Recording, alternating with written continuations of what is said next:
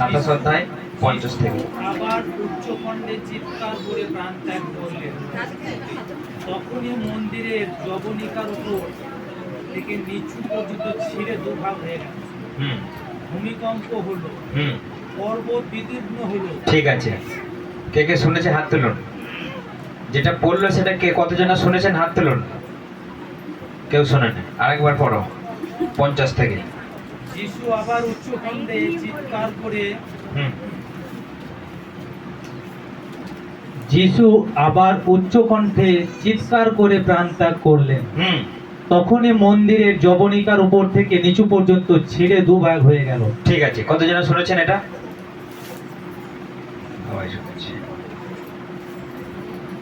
এখানে অন্য একটু ভার্সনটা আমি অন্য কিছু শুনতে চাইছি, অন্য একটা ভার্সন।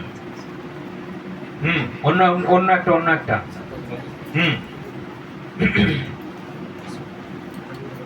পরে যিশু আর একবার খুব জোরে চিৎকার করে প্রাণ ত্যাগ করলেন।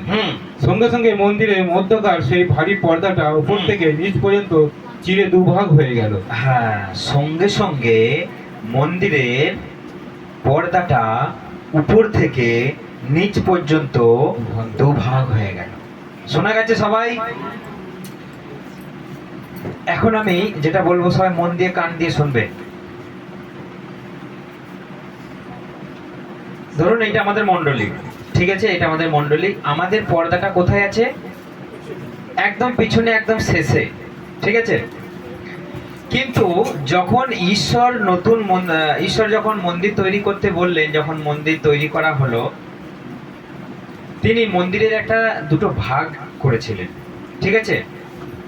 তো আমাদের যেমন লম্বা করে পিছনে আমরা পর্দা দিয়েছি যাতে পেছনটা দেখা না যায়, ঈশ্বর নিয়ম দিয়েছিলেন যখন তার তাঁবুর মধ্যে যখন আরাধনা হতো, তিনি মন্দিরের সিস্টেমটা দিয়েছিলেন। ধরুন এইটা আমাদের পুলপিট, এইখানে দাঁড়িয়ে আমরা আরাধনা করি, পর্দাটা থাকবে ঠিক এই জায়গায়, ঠিক আছে? পর্দাটা থাকবে ঠিক সামনে, যাতে করে যে পাস্টার বা যে মহাযাজক, যে পুরোহিত, সে যখন বলির রক্ত নিয়ে এসে এখানে দেবে, ধরুন এইটা হচ্ছে চুক্তি সিন্ধুক, মানে মসি যেই 10 আজ্ঞা দিয়েছিলেন, সেই 10 আজ্ঞাটা মন্দিরের ভেতরে থাকবে, ঠিক আছে? আমরা যেমন পালকি দেখেছি, ঠিক সেই রকমই কল্পনা করা যেতে পারে, ঠিক সেই রকমই একটা চুক্তি সিন্ধুক এখানে সেই মসি যেমন পাথরের উপর লিখে দিয়েছিলেন, ঠিক সেই রকমই চুক্তি সিন্ধুকটা এখানে রাখা আছে। বছরে একবার বলির রক্ত নিয়ে এসে মানুষের পাপের প্রায়শ্চিত্তর জন্য ভেতরে আনতে হতো বছরে একবার, আর পর্দাটা থাকতো সামনে। অর্থাৎ এইটা মহাপবিত্র স্থান। এইটা কি স্থান? মহাপবিত্র স্থান। যদি কেউ না মন দিয়ে শুনেছে, আমি প্রশ্ন ধরবো, এইটাকে কি স্থান বলা হয়? মহাপবিত্র স্থান।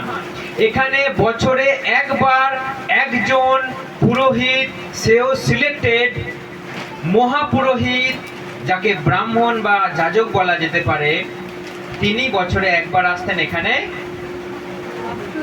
রক্ত নিয়ে মানুষের পাপের প্রায়শ্চিত্ত করবার জন্য রক্ত নিয়ে আসতেন।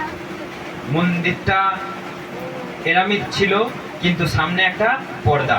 এখানে এই ভাষা লেখা আছে জবনিকা, আর এই ভাষা লেখা আছে পর্দা। আমরা যেটাকে শুনলে বুঝবো যে পর্দা, সেইটা হচ্ছে এই কোয়ালিটির, এই ধরনের পর্দা দিয়ে সামনেটাকে গার্ড করে রাখা হতো।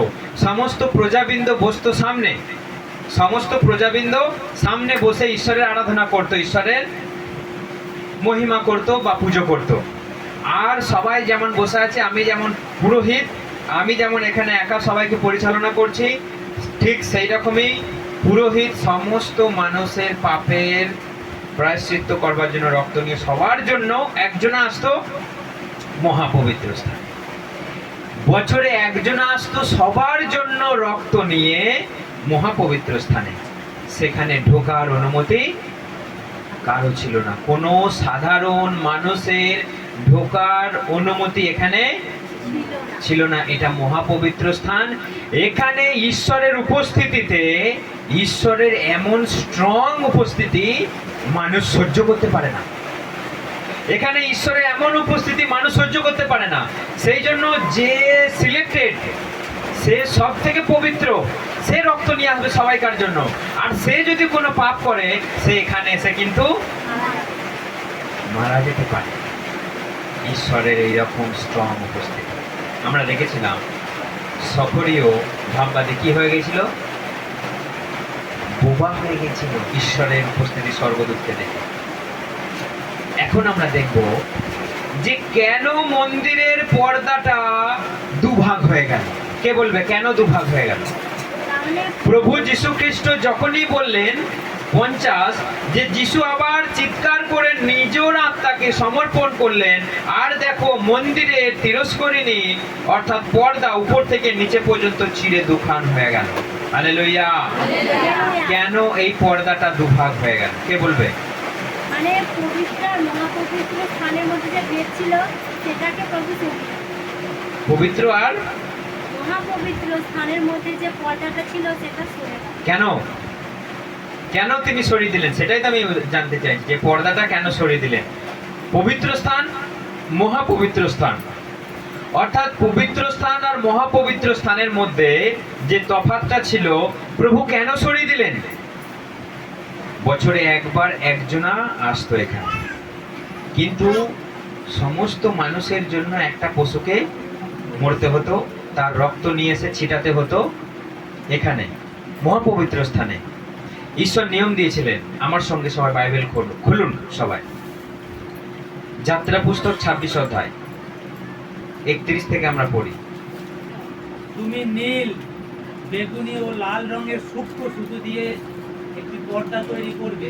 হ্যাঁ, সেটির উপরে সূচি শিল্প দ্বারা হুম স্বর্গদূতের মূর্তি চিত্র করবে। হুম সোনা দিয়ে মোড়া সিমটম কাঠের 4টি খামের উপরে তুমি এই পর্দাটি টাঙিয়ে দেবে। হ্যাঁ, খামগুলিতে সোনার আংটা লাগানো থাকবে হুম এবং রূপোর তৈরি খাপের উপরে খামগুলি বসাতে হবে। হুম আংটাগুলির নিচে পর্দাটি ঝুলিয়ে দেবে হুম এবং চুক্তি সিন্ধুকটি এনে পর্দার আড়ালে রাখবে। হ্যাঁ, এই পর্দা তখন তোমাদের কাছে পবিত্র স্থান ও মহাপবিত্র স্থানের ব্যবধান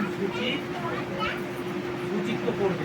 হুম অর্থাৎ এই পর্দা চুক্তি সিন্ধুকটাকে আড়াল করে রাখবে এবং পবিত্র স্থান আর মহাপবিত্র স্থান এটা প্রভেদ তোমাদের মধ্যে সৃষ্টি করবে। হালেলুয়া।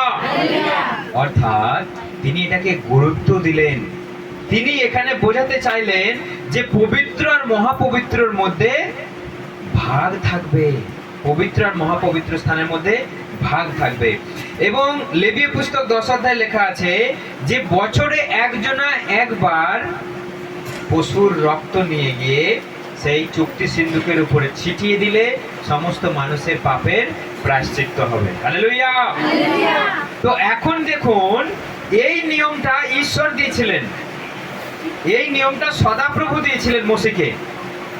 এখন সেই নিয়মটাকেই আমাদের পরমেশ্বরের একমাত্র প্রিয় পুত্র প্রভু যীশু খ্রিস্ট যখনই মৃত্যুবরণ করলেন, সেই পর্দা দুভাগ হয়ে গেল। এর অর্থ কি বোঝা যাচ্ছে? এর মানে কি বোঝা যাচ্ছে? মানে আমার প্রভু যীশু খ্রিস্টই একমাত্র যাজক, যিনি মহাপবিত্র স্থানে একবারই মানুষের জন্য রক্ত ঝরালেন, আর মহাপবিত্র স্থান আর পবিত্র স্থানের মধ্যে কোনো তফাৎ রইল না। হালেলুয়া। অর্থাৎ যেই একজনা যাজক বছরে একবার আসতো, সে মানুষের জন্য পবিত্রতা অর্জন করে মানুষের ক্ষমা করবার জন্য, মানুষের পাপের প্রায়শ্চিত্ত করবার জন্য রক্ত নিয়ে আসতো। সে কিন্তু সবসময় পবিত্র আচরণ করতে পারতো না। ঈশ্বরের উপস্থিতিতে তার মারাত্মক ক্ষতি হয়ে যেত, তার মারাত্মক ক্ষতি হয়ে যেত। সেই জন্য আমার প্রায়শ্চিত্তের ভার কার উপরে থাকছিল?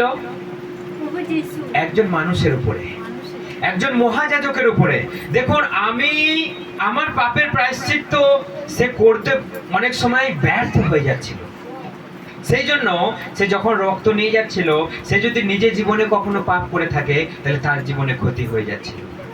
কিন্তু এখন আমার ঈশ্বর আমাদের সমগ্র মানব জাতির প্রভু যীশু খ্রিস্ট তিনি একবার রক্ত ঝরালেন। তিনি একবার রক্ত ঝরালেন আর সমগ্র মানব জাতির সমস্ত আপাদমস্তক পাপ তিনি ধুয়ে সাফ করে দিলেন। Hallelujah, hallelujah.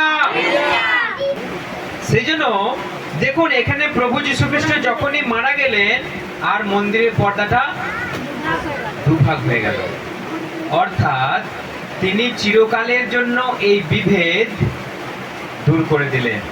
আর কেউ যাজক হবার, একমাত্র বিশেষ করে যাজক হবার আর কোনো দরকার নেই। তুমি যদি যোগ্যতা অর্জন করো তাহলে তুমি মানুষের জন্য প্রার্থনা করতেই পারো। এখন আর তোমার পাপের প্রায়শ্চিত্ত করবার জন্য আমাকে রক্ত ঝরাতে হবে না, কোনো পশুকে বলিও দিতে হবে না, আর কোনো কিছু করবারও দরকার নেই। এখন যদি আমি ঈশ্বরের জন্য যোগ্য কাজ করতে পারি তাহলে আপনার জন্য পাপ ক্ষমা করতে আমি পারি। কারণ প্রভু যীশু খ্রিস্ট বলেছে, তোমরা যার পাপ ক্ষমা করবে সে ক্ষমা হবে, তোমরা যার পাপ রাখবে তার পাপ রাখা যাবে। হালেলুয়া। তাহলে এখন যারা বাপ্তিস্ম নিয়েছে, যারা পবিত্র আত্মা পেয়েছে, যারা প্রভুর জন্য কাজ করবার জন্য ইচ্ছা আছে, তারাই মানুষের পাপ ক্ষমা করতে পারে। হালেলুয়া। কেবল একজনের জন্য আর ডিপেন্ডেন্ট নয়, কেবল মাত্র পাস্টারই করবে তা তিনি সীমাবদ্ধ রাখলেন না। কেবলমাত্র একজনই যাজকই রক্ত ঝরাবে, তিনি তার মধ্যে আর সীমাবদ্ধ রাখলেন না। যে কেউ যোগ্য, যে কেউ প্রভুর নামে সামর্থ্য অর্জন করবে, সেই মানুষের পাপকে ক্ষমা করতে পারে। সেই জন্য আমাদের ঈশ্বর তিনি মারা গেলেন আর মহাপবিত্র স্থানের পর্দাটাকে তিনি দুভাগ করে দিলেন। অর্থাৎ আর চার্চের মধ্যে কোনো বিভেদ নেই, একটা মহাপবিত্র স্থান আর একটা পবিত্র স্থান। এখন চার্চে আমরা ঢুকে গেলাম মানে গোটাটাই মহাপবিত্র স্থান। হালেলুয়া। অর্থাৎ আপনি যখনই চার্চে আসবেন, চার্চের প্রতি আপনার সম্মান, চার্চের প্রতি আপনার ভক্তি যথার্থ থাকা দরকার। কারণ প্রভু যীশু খ্রিস্ট আমাদের উন্মুক্ত করে দিলেন। প্রভু যীশু খ্রিস্ট আমাদের যে রক্ত ঝরানো, একটা পশুর রক্ত ঝরানো, তিনি সব ক্যান্সেল করে দিলেন। আর আমাদের কোনো ছাগল, কোনো ভেড়া, কোনো গরু, কোনো মোষ আমাদের বলিদান করবার দরকার নেই। তিনি সবার হয়ে বলিদান হয়ে গেলেন। সেই জন্য দেখুন, যখনই তিনি মৃত্যুকে বরণ করলেন, পর্দাটা দুভাগ হয়ে গেল। অর্থাৎ আমাদের সবার জন্য, সমগ্র মানব জাতির জন্যই তিনি রক্ত দিয়ে দিলেন। তার মানে তিনি এটা বোঝালেন, তোমাদের আর মহাপবিত্র স্থানে আসতে হবে না, তোমাদের আর মহাপবিত্র স্থানে কাউকে পণ্ডিত দেখিয়ে আর আসতে হবে না। আমি সবাইকে একই ক্ষমতা দিয়ে দিলাম, তোমরা সবাই যাজক, তোমরা সবাই পণ্ডিত, তোমরা সবাই পুরোহিত। যে কেউ আমাকে ভালোবাসবে, যে কেউ আমাকে স্বীকার করবে, সেই এই অধিকার লাভ করবে। হালেলুয়া। এটাই হচ্ছে আমাদের দয়ার ঈশ্বর, এটাই হচ্ছে আমাদের করুণার ঈশ্বর। সবাইকে আমাদের অধিকার দিলেন, কিন্তু আমরা অধিকার নিতে চাই না। আমরা অধিকার নিতে চাই না, আমরা বলি তুমি আমাকে প্রার্থনা করে দাও। কিন্তু ঈশ্বর আমাদের সবাইকে দিলেন, সেই জন্য তিনি এই বিভেদটা দূর করে দিলেন। আগে কেবল পুরোহিত, তিনি কেবল মানুষের জন্য করতেন, কিন্তু এখন সবাই, একজনা নারীও প্রভু যিশুর প্রচার করতে পারে, একজনা পুরুষও প্রচার করতে পারে। তিনি সবাইকে তিনি সমান অধিকার দিলেন, কোনো সীমাবদ্ধ রাখলেন না যে এ করতে পারবে, কেবল ওই করতে পারবে। কিন্তু আগেকার নিয়মে, পুরাতন নিয়মে কেবল একজনা করতে পারবে, সে আবার সিলেক্টেড, সে মনোনীত ছাড়া এখানে আসার কারো যোগ্যতা নেই। কিন্তু এখন তিনি আমাদের সবাইকে দিলেন, তোমার মধ্যে যদি ভালোবাসা থেকে থাকে তাহলে তুমি আমার কাজ করতেই পারো। তুমি যদি আমার কাছে আসো এবং আমার শিক্ষা তুমি লাভ করো এবং এই 10টা আদেশ যদি তুমি পালন করতে পারো, তোমার মধ্যেই প্রভুর কাজ হবে। হালেলুয়া। আগে চুক্তি সিন্ধু কোথায় রাখা থাকতো? মহাপবিত্র স্থানে। চুক্তি সিন্ধু অর্থাৎ 10 আজ্ঞা কোথায় রাখা থাকতো? মহাপবিত্র স্থানে। এখন চুক্তি সিন্ধু কোথায় আছে? আমাদের হৃদয়ে। হ্যাঁ, আমাদের হৃদয়ে। হালেলুয়া। অর্থাৎ দেখুন, সেই চুক্তি সিন্ধুকে একজনা যেত বছরে একবার, এখন আপনার ভেতরেই আছে 10টা আদেশ। 10টা আগামী পালন করেন না করেন না? আপনি যদি পালন করেন তার মানে এটা বুঝতে হবে যে আপনি পুরোহিত। আপনি যদি 10 আদেশ পালন করেন আপনি পুরোহিত তুল্য, কারণ তবেই আপনি এখানে এটা রাখতে পেরেছেন, তাকে সম্মান, তাকে গুরুত্ব দিতে পেরেছেন। আগে চুক্তি সিন্ধুককে দেখতে হতো বছরে একবার, এখন এখন প্রতিটা মুহূর্তে সর্বদাই আমাদের ভেতরে আছে। সেই জন্য এই ভেতরে চুক্তি সিন্ধুক রাখবার জন্যই আমাদের প্রভু যীশু খ্রিস্ট পরিত্রাতা ত্রাণকর্তা তিনি রক্ত ঝরালেন, পর্দা দুভাগ করে দিলেন, প্রত্যেকটা মানুষের ভিতরে তিনি এই চুক্তি সিন্ধুককে দিলেন, তোমরা বহন করো আর এটাকে শুচিশুদ্ধ রাখো, আর এখান থেকেই তুমি মানুষের কাজ করো, মানুষের জন্য পাপের তুমি পরিত্রাণ নিয়ে এসো, প্রায়শ্চিত্ত করো। হালেলুয়া! কত সহজ তিনি করে দিলেন। এখন আমাদের চুক্তি সিন্ধুক বইতে কোনো ভয় লাগে নাকি? হ্যাঁ, কোনো ভয় লাগে না। চুক্তি সিন্ধুক অর্থাৎ 10 আজ্ঞা বহন করতে করতেই আমরা কোথাও গিয়ে একবার দিলাম নেচে যেতে নেচে, ভয় লাগে তখন আমাদের? লাগে ভয়? না, ভয় লাগে না। কিন্তু আপনি একবার চিন্তা করে দেখুন যে যখন মহাপবিত্র স্থানে বছরে একবার সেখানে যেত সে ভয়ে কাঁপতো। কেন? ঈশ্বরের উপস্থিতিতে মানুষ মারা যেতে পারে। ঈশ্বরের উপস্থিতিতে মানুষ মারা যেতে পারে। তখন ভয়ে ভয়ে ভয়ে ভয়ে আসতো। এখন আর ডোন কেয়ার, আমি যা খুশি করব, আমি নিজের ইচ্ছা মতো করব, আমি যাচ্ছি, আমি ওসব কিছু করব না ভাই, আমি ওসব কিছু দেখবো না ভাই, আমি এমনি যাচ্ছি। এখন আমাদের ভয় আছে নাকি কোনো কিছু? হ্যাঁ, না, আপনাকে ভয় ধরাতে হবে। এখানে এই ভেতরেই আছে আপনার 10 আদেশের সেই পুরাতন নিয়মের চুক্তি সিন্ধুক, যেটা পর্দা দিয়ে আড়াল থাকতো, যেটা পর্দা দিয়ে আড়াল থাকতো, কিন্তু এখন আর পর্দা দিয়ে আড়াল নেই। আপনি যদি এটাকে সম্মান করতে না পারেন, কখন মরবেন? কখন মরবেন? বিচার দিনে। এখন আমাদের সবাইকে তিনি আজাদি দিলেন, খুলে দিলেন, এখন আর কিছু বলবে না। এখন যত খুশি আপনি অসম্মান করতেই পারেন, যত খুশি সম্মান করতেই পারেন, ফলাফল রেজাল্ট কখন? শেষ সময়। কিন্তু তখন রেজাল্ট কেমন ছিল?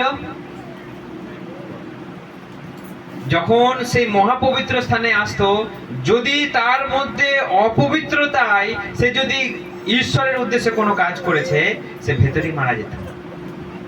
সেখানে ঢুকবার সাহস যোগ্যতা কারো ছিল না। এমন ভয়ঙ্কর দিন ছিল, এমন পুরাতন নিয়ম বিধির বিধান ছিল। কিন্তু এখন আমাদের জন্য তিনি সমস্ত বিধি বিধান কে তিনি দূর করে দিয়ে এখন তিনি বললেন, তোমরা আমার কাছে এসো আর আমার রক্তকে বিশ্বাস করো, তোমার জন্য পরিত্রাণ। হালেলুয়া! আর কোনো বিভেদ নেই। কে পবিত্র আর কে মহাপবিত্র দেখলে বুঝতে পারেন।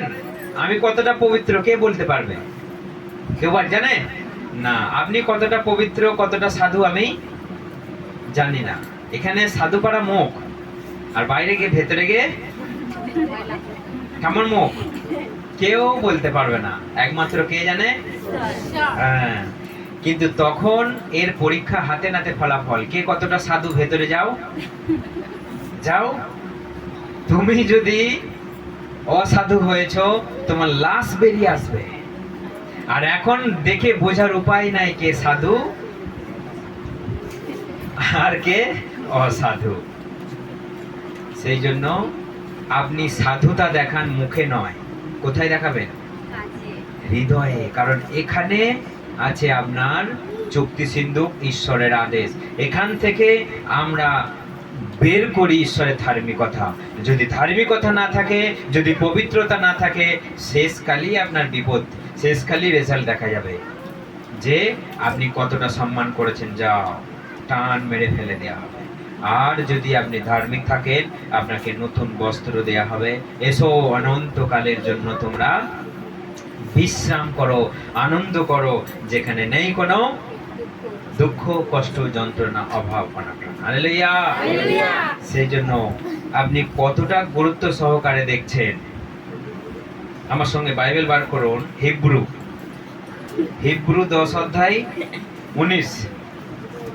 সুতরাং বন্ধুগণ, হুম যিশু আত্মবলিদানের রক্তের গুণে আমরা এখন মহাপবিত্র স্থানে প্রবেশ করার অধিকার পেয়েছি। হালেলুয়া। দেখুন পড়ছে, আর একবার শুনুন।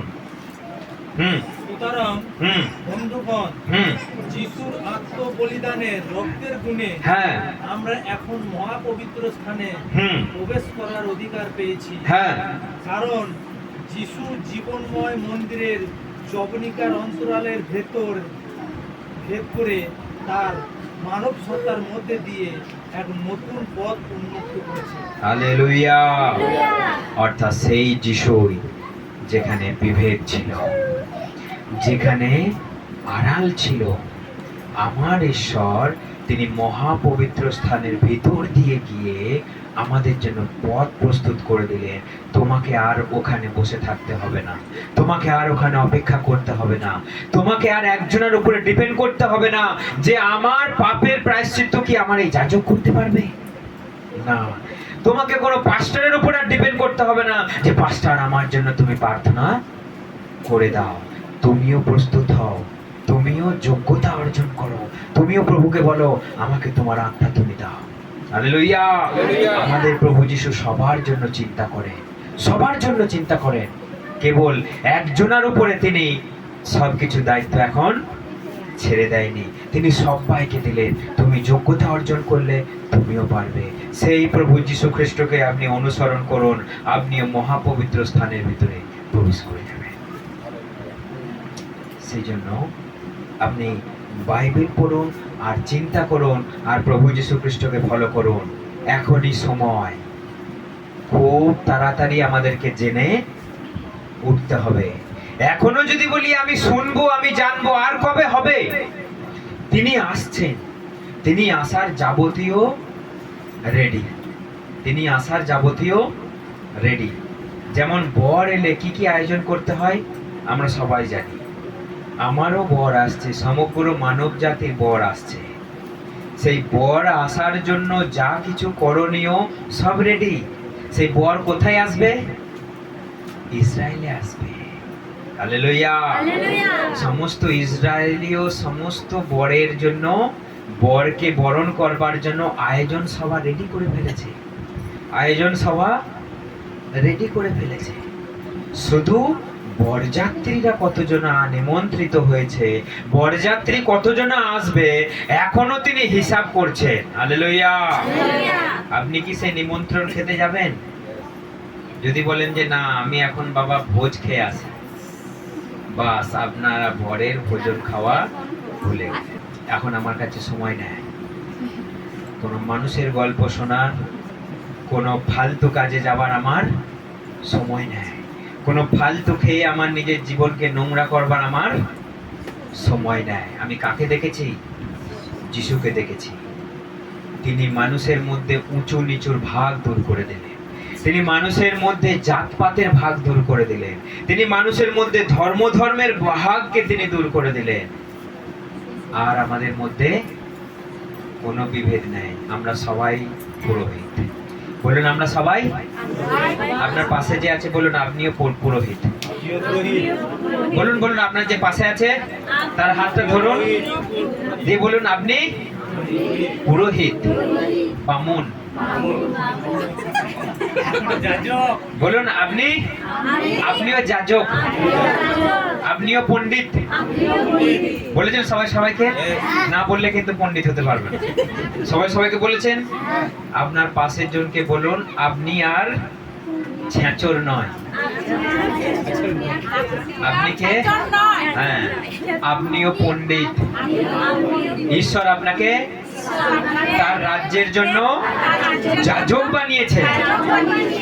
এইটা আপনাকে হৃদয়ে গুরুত্ব দিতে হবে। সেই জন্য তিনি এলেন আর ক্রুশবিদ্ধ হয়ে মারা গেলেন। সেই জন্য তিনি এলেন আর দুভাগে ভাগ করে দিলেন মন্দিরের পর্দা। আমরা যখন পড়ি আমরা ভাবি যে পর্দাটা কেন দুভাগ হয়ে গেল, এটা তো জানি না ভাই। মন্দিরের পর্দাটা দুভাগ হয়ে গেল, এটা কেন হলো? এর সঙ্গে এর মিনিং কি? প্রভু যীশু খ্রিস্ট মারা যাওয়ার সঙ্গে এর মানে কি? প্রভু যীশু খ্রিস্টের সঙ্গে মারা যাওয়া এটা বিশাল বড় কারণ। কারণ যে নিয়ম পুরাতন নিয়মে ছিল সেই নিয়মকে তিনি আউট করে দিলেন, আমাদের সবাইকে যাজক হবার অধিকার দিলেন। কতজনা যাজক হতে রেডি আছেন বলুন? হাত তুলুন। কতজনা যাজক হতে চান? মানে আমার মতো যাজক।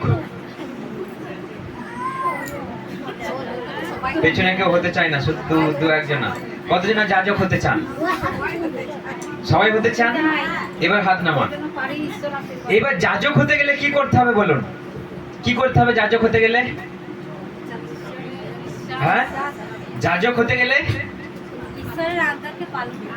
যাজক হতে গেলে ঈশ্বরের আদেশ পালন করতে হবে। আর কেন প্রভু যীশু খ্রিস্ট মারা গেলেন সেটা অন্যকে বলতে হবে। কতজনা বলতে রাজি আছেন? আপনার জন্য আপনি আর অবহেলিত, দলিত, পীড়িত নয়।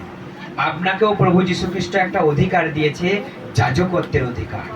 এটা ভাবতে পারছেন যে এটা সামান্য বিষয়? হ্যাঁ, এটা ভাবতে পারছেন?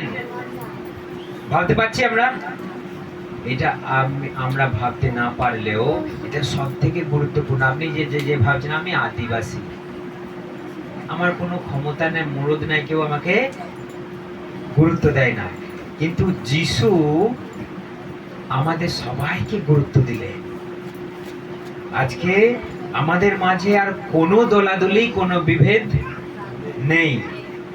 যে আদিবাসী সেও যাজক, মানে যারা পৈতেধারী যাজক তাদের উপরেও তিনি যাজক। হালেলুয়া! এটা কার দয়া? একমাত্র প্রভু যিশুর দয়া। এত জোড়া হাততালি দিন সবাই, হালেলুয়া, হাততালি দিন। কারণ এই অধিকার তিনি দিলেন। এটা চারটিখানি কথা নয়, আমরা বুঝে উঠতে পারছি না, এটাই দোষ আমাদের। আজকে যে পৈতেধারী ব্রাহ্মণ, সে কিসের জন্য আসে? সে লুটবার জন্য আসে। কিন্তু আমরা দলিত, পীড়িত যাজক কিসের জন্য ঘুরে বেড়াই? মানুষের মঙ্গল করবার জন্য। চিন্তা করে দেখুন তফাৎটা, চিন্তা করে দেখুন তফাৎটা। তারা ফর্দ বানিয়ে দেয় আপনার লুটবার জন্য, তারা ফর্দ বানিয়ে দেয় আপনার ওই যাজক, ওই পুরোহিত লুটবার জন্য। গোষ্ঠীর ছড়াত পাকাতে গেলে কি কি লাগে? ছাতার লাঠি, চন্দন কাঠি। কিন্তু আমরা কি করি? তাদেরকে এমন সাধ্য করি যেন তার আত্মা আমরা আগেই মরার সঙ্গে সঙ্গে স্বর্গে পাঠিয়ে দিই। হালেলুয়া! মরার পরে আমাদের আর কোনো কাজ নেই। আমরা সেই পুরোহিত। বলুন, আমি সেই পুরোহিত। বাঁচতে বাঁচতে, জীবিত থাকাকালীন আমাদের আত্মা তৈরি হয়ে যায় স্বর্গে যাওয়ার জন্য। মরার পর আমাদের কোনো কাজ নেই। আমরা সেই যাজক। তাহলে আজ থেকে যাজকত্বের অধিকার আপনি পেয়েছেন। মন খুলে, প্রাণ খুলে বলুন, যীশু খ্রিস্ট আপনার জন্য মরেছে আর আপনাকে অধিকার দিয়েছে। সেই অধিকারটাকে তুমি কায়েম করো, সেই অধিকারটাকে তুমি অধিকার করো। সবাইকে বলুন। যে নেবে না তাকে বলার দরকার নাই, যে পারবে না তাকে বলার দরকার নাই। কিন্তু বাইবেল কি বলছে? যে পারবে তাকে তুমি বলো। বিচার করার আগে, বিচার আমাদের আগে আগে করার দরকার নাই। পারবে কি পারবে না আগে তুমি বলে দাও, তারপর সে পারুক না পারুক তার কাছে। সেই জন্য এই যাজকত্ব আপনাকে ঈশ্বর দিয়েছে। কেন? যে তিনি মারা গেলেন ক্রুশের উপরে আর মন্দিরের পর্দা দুভাগ হয়ে গেল। কত বড় আশ্চর্য কথা দেখুন। সেই মন্দিরের এই পর্দাটাকে দুভাগ করতে পারবে কোনো মানুষ? পারবে? দুদিকে টানলে ছিঁড়বে এই পর্দা, এত শক্ত। এর থেকেও শক্ত ছিল সেই মন্দিরের পর্দা। প্রভু যীশু খ্রিস্ট যখনই বললেন উচ্চ স্বরে, প্রভু আমার আত্মা তোমার হাতে সমর্পণ করলাম, তিনি মারা গেলেন, ভূমিকম্প শুরু হয়ে গেল, মন্দিরের পর্দাটা দুভাগ হয়ে গেল। কেউ এর মানে জানে না। কেন মন্দির দুভাগ হয়ে গেল? দেখবেন প্যাশন অফ দ্য ক্রাইস্ট বলে একটা সিনেমা আছে যিশুর, মন্দিরটাই দুভাগ হয়ে গেল। মন্দিরটাই ওখানে একটু বেশি করে দেখানো হয়েছে, মন্দিরটাই দুভাগ হয়ে গেল, ভেঙে চুরমার হয়ে গেল। কিন্তু এখানে লেখা রয়েছে মন্দিরের পর্দাটাই দুভাগ হয়ে গেল, অর্থাৎ তিনি খুলে দিলেন। এখন বুঝতে পারছেন এইদিকে কি আছে, এই পর্দার উপরে কি আছে?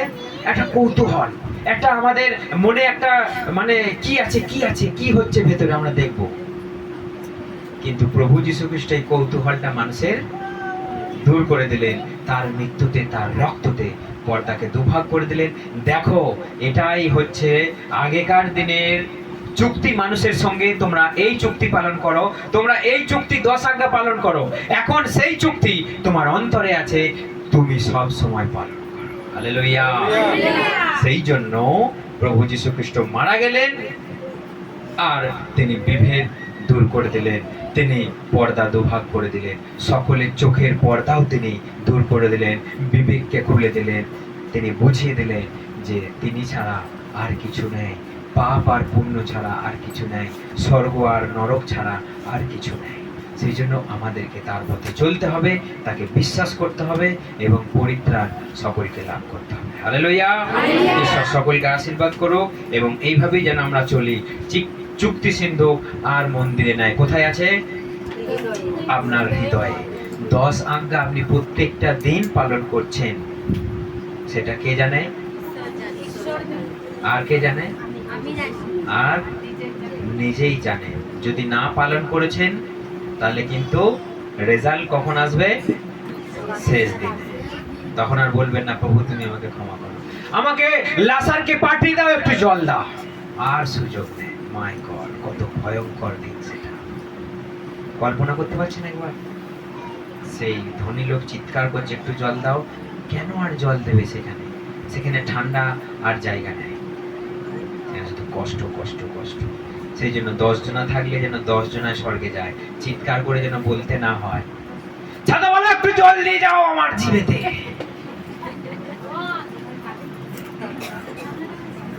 আর আসবে ছাতাওয়ালা?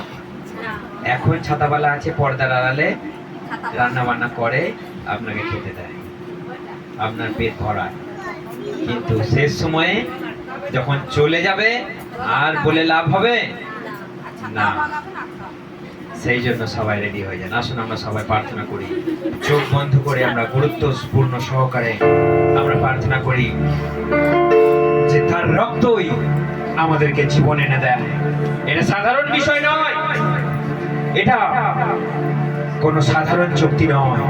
তিনি অনন্ত কালের জন্য এই চুক্তি করেছেন, তাই আমরা তার এই চুক্তিকে আমরা সম্মান করি, তার এই চুক্তিকে আমরা পালন করি এবং আমরা করতে আমাদের এটা আমরা ইচ্ছা সহকারে আমরা পালন করি। এবং সেই চুক্তি সিন্ধু আমাদের হৃদয় মধ্যে আছে। সেই চুক্তি সিন্ধু তিনি পর্দা দুভাগ করে দিয়ে তিনি আমাদের মধ্যে দিয়েছেন। সেই জন্য আমরা আর ভয়ভীত নয়।